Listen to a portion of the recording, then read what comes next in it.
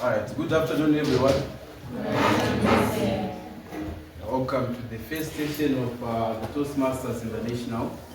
So it's the first club of its kind, and I'm going to enjoy a lot about what it represents and what it means. So the first thing is that we are going to play a first video. That's a jawbreaker because we don't want to start things on a serious note. I'll play this video. It's 2 in the morning. You have that big presentation tomorrow. Are you ready? You don't know how to speak in public. We're all looking at you. You're gonna freeze and forget everything. You're so bad at this. You probably should have joined that Toastmasters club you heard about, where you get to learn and practice public speaking without embarrassing yourself. Your fellow members are friendly, supportive, and on the same journey as you. And not only that, you'll learn leadership skills when you volunteer for the meeting roles that help keep the club on track and running smoothly. This low-cost, low-pressure learning opportunity will transform your late-night panic into confidence. So stop losing sleep. Visit Toastmasters.org to find a club in your neighborhood today. Okay.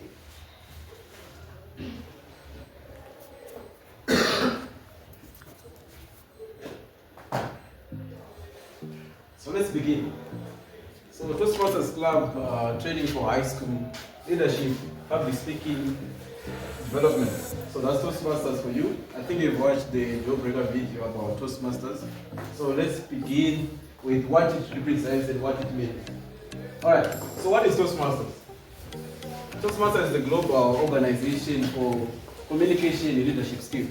So Toastmasters itself allows you to be able to be a confident speaker once you join this club, and you also learn leadership skills that are going to be relevant in the 21st century world that we are living right now. Another thing is that it helps members become confident speakers and leaders. So given an opportunity to join Toastmasters allow you to become a future leader yourself. You're going to start businesses, you're going to be a leader in your community. Then lastly, it focuses on structured speaking practices and feedback.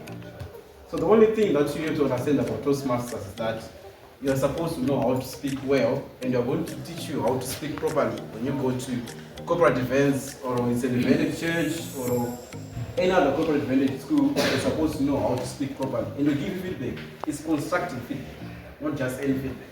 Then let's look at the origins of Toastmasters. When was it started? It was founded in 1924. It's in California, USA, founded by Ralph C. Smedley. He's the co-founder of Toastmasters. So you see how old it is. It's very old. Then it's now an international organization, Toastmasters International. Right? So let's dive into the other video which talks about what Toastmasters really do and what it represents. Let's try to play this video now. Hello, I'm Stacy. Thanks for visiting Toastmasters International, where more than 4 million people have become more confident speakers and leaders. They did so by visiting a Toastmasters club in their company or community. When you visit a club, you'll find 3 things. Members give speeches, they take on meeting roles, and they have a great time learning. There's no designated teacher in a Toastmasters meeting. Instead, much of the learning happens by doing a particular task, such as giving a formal speech or filling a particular meeting role. Ready to visit a club? It's free, and you can find one near you on the Toastmasters website at www.toastmasters.org. The purpose of the meeting roles is to help the members improve their speaking and leadership skills by providing feedback and evaluation. There are 7 different meeting roles: Toastmaster of the Day, Counter, Grammarian, Timer, Evaluator, Table Topics Master, and General Evaluator. Every meeting is started by the club president, who introduces the Toastmaster of the Day. The Toastmaster of the Day is the host of the meeting. Fulfilling this role is great practice for leading meetings. The Toastmaster begins by introducing people who will fill other meeting roles for the day. He or she acts like the MC and keeps the meeting flowing smoothly and on time. Many clubs use an counter to document the number of filler words members use while speaking. At the end of each meeting, the awe counter reports how many ahs, ums, and other similar words each speaker used. This helps members become more aware of unintended words or sounds they make when they speak. The grammarian helps members expand their vocabularies. One of the grammarian's duties is to provide a word of the day and its definition. If a member uses the word of the day or says something well, the grammarian calls attention to it. As the name implies, the timer records the exact length of each speech. He or she also uses timing length to help speakers stay within their allocated time limits. The general evaluator takes notes throughout the meeting and reports back to everyone, giving specific feedback on how well the meeting flowed and also on how future meetings might be improved. The general evaluator also calls for reports by the awe counter, grammarian, and timer. In every club meeting, there are at least 2 members who present speeches. These speakers don't just stand up and start talking. They use the guidelines in their designated education manuals to prepare their presentations and reach the objectives for each speech. Every speaker who has prepared speeches in advance enjoys one of Toastmasters' greatest benefits, evaluation. Think of it as having a friend watch you practice a speech and then give you helpful feedback. The speaker usually meets with an evaluator before the meeting and asks the evaluator to pay attention to certain aspects of the talk. After all the speeches are done, the evaluators present their feedback in front of the club, covering areas such as, did the speakers use their hands to gesture well? Did they control their voices throughout the speeches? What did they do especially well, and what are some ideas for improvement? In addition to prepared speeches, a few minutes are set aside for table topics. This is often the most challenging, but also the most fun part of our meetings. During table topics, a series of questions or speaking topics are presented, and members are selected to respond on the spot. This is excellent training for those situations that come up in everyone's lives, where we have to think fast and say just the right thing. It might be a job interview, a sales meeting, or a dinner conversation. Table topics are great for practicing and honing the skills of impromptu speaking. Now that all the reports have been made, the president calls the meeting to a close. Everyone joins Toastmasters with a personal goal. Maybe it's a goal to become a more confident presenter, or learn how to run a meeting, or think faster on your feet. Whatever it is, you can achieve your goal if you participate. So, what's your goal? For more information on the club experience, please visit a Toastmasters club. To learn more about how you can become a better speaker and leader, visit www.toastmasters.org. To find a Toastmasters meeting near you, visit the Find a Club section at www.toastmasters.org. Okay. I think now everyone is aware of what Toastmasters represent. I think that video was short but explanatory about what Toastmasters is all about. So let's talk about the relevance of Toastmasters to a high school. So I've managed to put a picture of a high school that actually has Toastmasters here. I think you can see the lady here with some text there. So the first thing is that it builds confidence in public speaking and also improves academic presentation. So if you are having problems with presenting your work, either you're doing physics, you're doing business studies, you're doing English literature, Toastmasters allows you to know how can you present well. Even exams, once you learn how Toastmasters is all about, you won't fail. Then at the same time, it develops leadership and teamwork skills. So that's the reason why we give you all the time presentations to do in terms of group work, all those stuff, is to help you understand that teamwork is what helps you to get where you want. Because that's why we have too many in the world. You've heard that it's over 1 million people right now in Toastmasters. Then it prepares learners for university and careers. Once you have confidence, you know what you want after high school. A career that you're going to pick. Am I going to be a doctor? Am I going to be an accountant? What do I want? Toastmasters give you the confidence to choose what you want. Then, let's move on to the benefits of Toastmasters. Because we were asking, what are the benefits if I join this club? What is it for me? So, we started with communication skills, as I have been explaining, leadership development. Sometimes you have to understand that leaders are not born, they are made. In Toastmasters, we believe that you can become a leader at something. You have something, you have ability to do something that you need to be exposed to. At the same time, critical thinking. Nowadays, we're having problems with thinking actually. Because of the new age of AI and artificial intelligence, we're having problems with thinking ourselves. Everything, if you ask any question, you always want to ask ChatGPT. So, Toastmasters changes that framework. It allows you to think critically at an individual level. Confidence building. Some of you might think that it is very difficult for me to stand in front of people, maybe to address an assembly. I can't. I want to tell you one of the most important things that you have to know is that the world outside the gate after upper 6 really wants you to speak up. So if you don't tell them what you want, you'll never get what you want. So we need the inner voice inside you to speak up, to say that I want to do something. But if you're afraid to speak up your mind, that world outside the gate after form 6 needs you to speak up, because if you don't tell them what you want, the world will not treat you well. You have to be confident about yourself, tell them what you want, demand what you want. Then, networking skills. I was in the conference of Toastmasters when we were being asked what is the most important skill right now in the world. It's networking. The ability to get a job or wherever you want to go, it depends on networking. Who do you know? And who that person can help you to get to. That's networking skills right there. The most important currency right now is knowing someone. That's when Toastmasters clears the picture about people who are very important. For Toastmasters, this club is ended by people who knows what they want. So that's why I'm saying networking now is the new currency. Who you know and who you network with, who is your friend. If you show us your friend, we'll tell you where you'll be in 5 years, in 10 years, and 20 years from now. If you play someone who do drugs, you're going to end up in prison. So you play with, just show me your friends, I will tell you your future. I will tell you where you'll be in 5 years. I will tell you where you'll be in 50 years from now. It's because of networking skills. Who are you networking with? Then, let's look at the functions of the club. What are we going to be doing if we have this club here? Weekly or monthly speaking meetings, we don't usually do it on a daily basis. Toastmasters is session on a weekly and a monthly basis, whereby you do speaking meetings.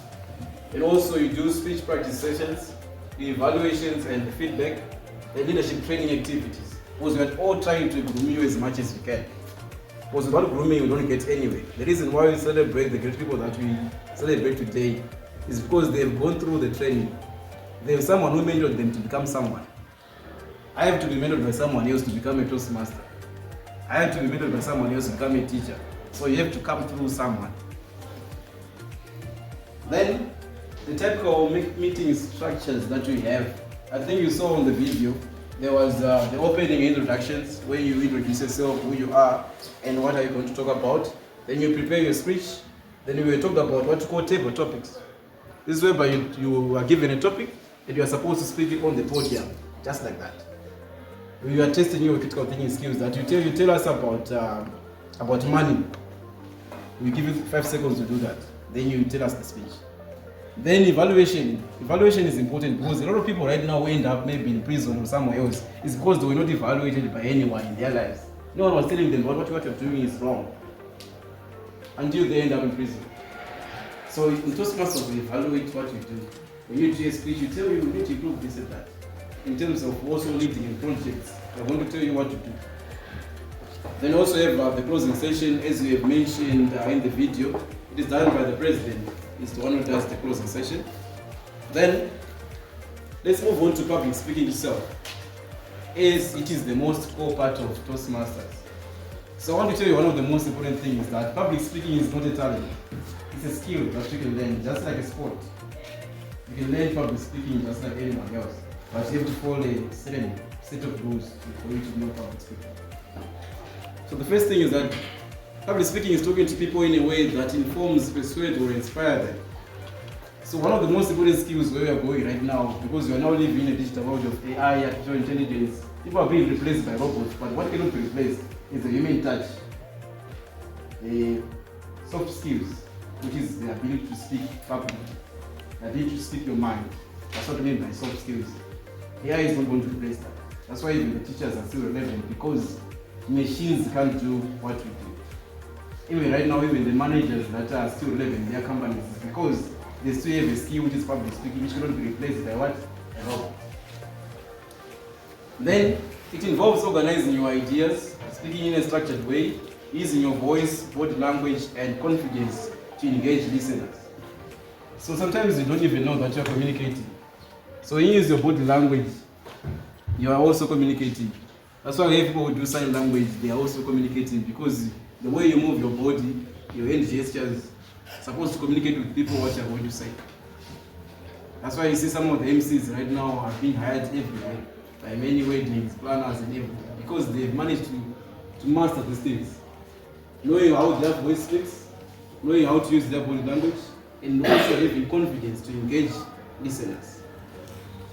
Then, let's move on to what we call gestures and body processes, body language. So body language is your superpower. We can use it effectively to communicate with the audience.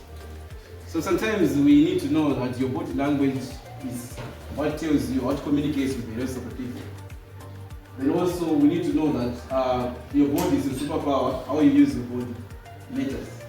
And also great tip for your body, postures breed success. Communication begins before you open your mouth. Sometimes you're already communicating when you're standing in front of people like what I'm doing. You're already communicating before I even open your mouth. You know that I'm going to say something.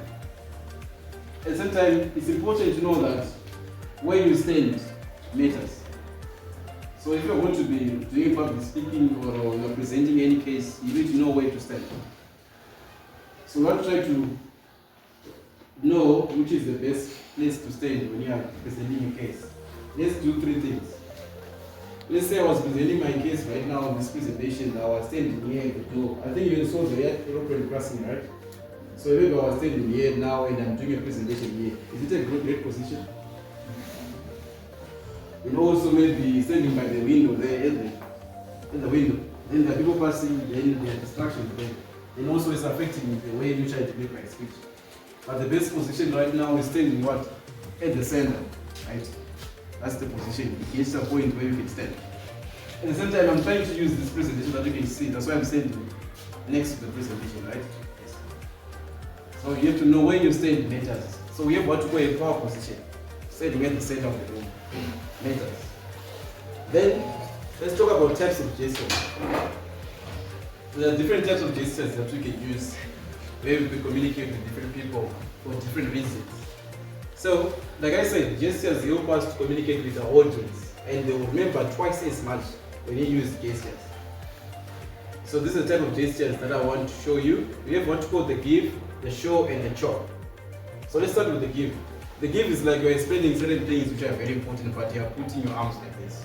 You're trying to compare certain things together. You can say that people on the right were listening better to my speech than people on the left, you see. So this is what we call the one way where you're trying to invite everyone. You're trying to give a powerful speech. Then we have what we call the show. The show is whereby you're trying to explain one of the most important things that we have come across. Maybe you went to a wedding, you can say that the bride and the groom were very well dressed. You're trying to show a powerful point.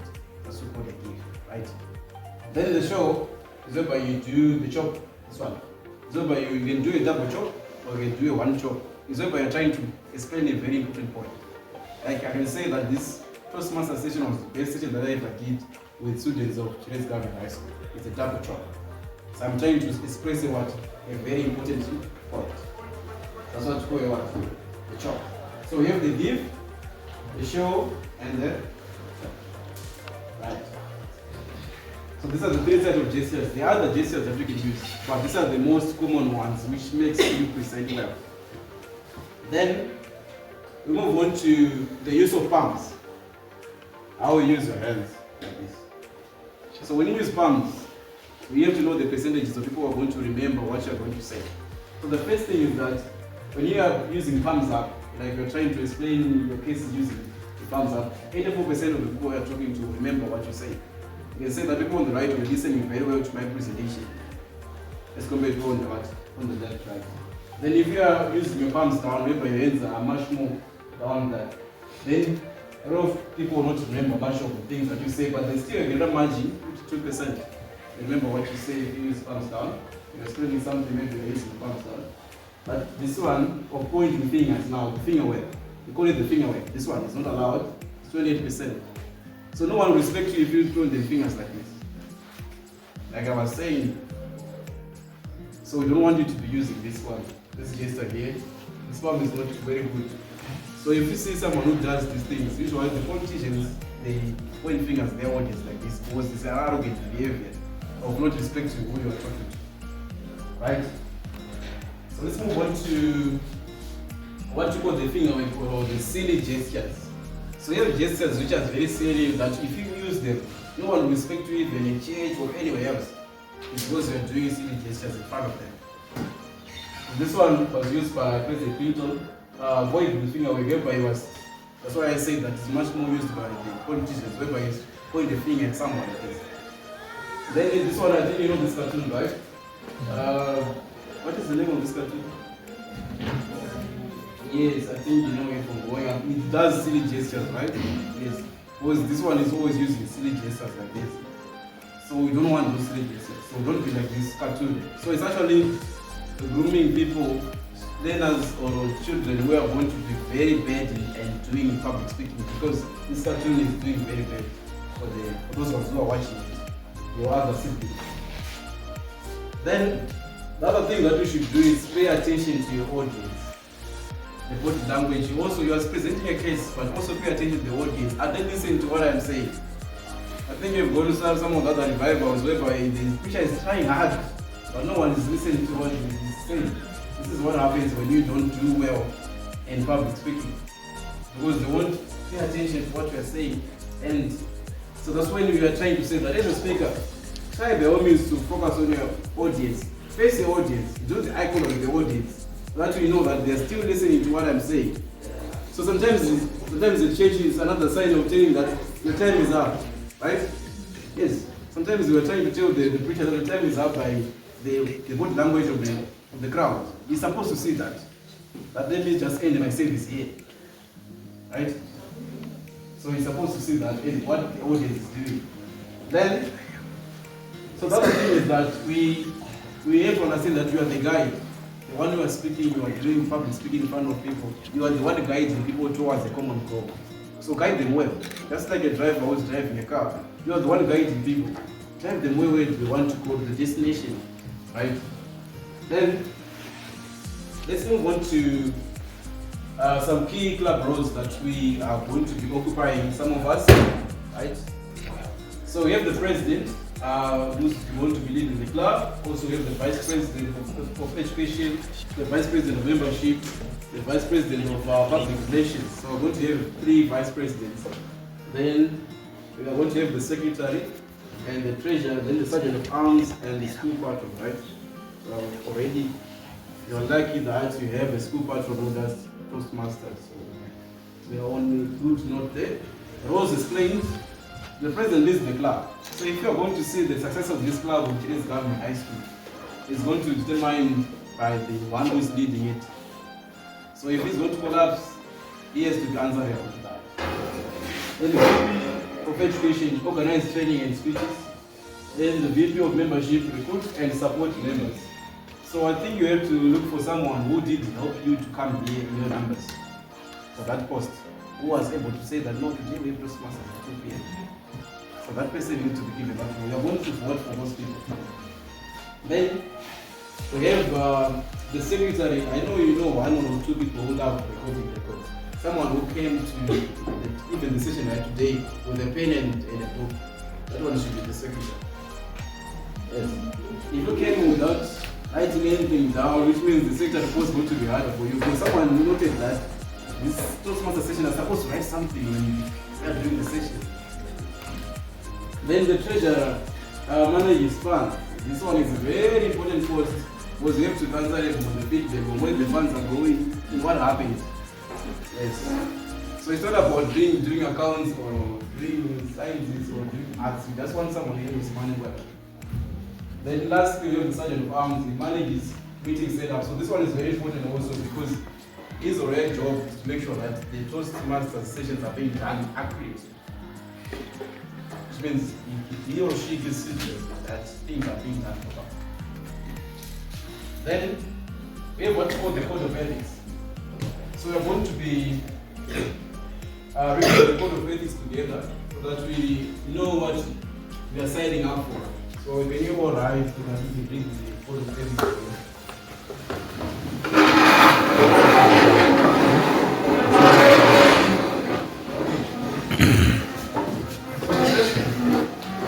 Can you read the first one? You should respect all members, right? No one is above anyone. I think you listened to the video that was played on the interactive board. But everyone is as important as it is. In Toastmasters, there's no hiring. You can even tell even your, unfortunately, you can tell your school patron that they're not going to talk about that. That you are supposed to respect all your members. Either you're going to be the president, you're going to be the treasurer, you're going to be the vice president. Respect all members. Next. Encourage positive feedback. Just because we allow you to give feedback with Toastmasters doesn't mean that you have to give bad feedback. We only give constructive feedback here. Someone has done a speech, respect what that person has done, and then give them what? Positive feedback. Even if you're telling them ways to adjust their speech, tell them properly. What else? I think you've already explained that one, right? Next one. Yes, don't expect anyone to be making noise when you are going to be doing just Toastmasters. Someone is doing a speech here, then you are busy making noise. You are not Toastmaster material if you are going to be doing that. Then, not quoted lady. So the most important thing about Toastmasters is that we are trying to groom you to become ladies and gentlemen. So that when you organize events of Toastmasters, if you go to other hip schools, we need to know that we have good people who are going to represent us. If you are going to be going to dinners or anything else, we need people who know things properly. And then let's read again the constitution, the club's constitution, then we can sit down. Yes. Yes, we can't have a club, we don't set the rules and the structure of the club. I think you've said some of the rules first, that our club, you can speak as much as you want, shown outside the club jurisdiction. But when you are doing Toastmasters, you have to speak in English, because it's an English speaking club. I think you've seen some of the videos, they are white people, right? Yeah. Yes, that's respect. Then next. Yes. We define membership and leadership terms. So the only way that we are going to identify you, we are going to be giving you what you call the club tags, which you are going to put on your blazer. That allows us to know that he or she is a member of our club. Then we know that you are with us forever. Then next. Meeting procedures. Yes, we don't just do Toastmaster sessions. We don't have any outline of meetings that we want to do. It's better to postpone the meetings. Even if we don't have an agenda that we want to do. We don't just do Toastmaster sessions that's out of the blue. That's it, we are doing this. We outline what we want to do. And lastly, Ensure fairness in organization. ensure fairness in organization. Thank you, you can sit down. Alright.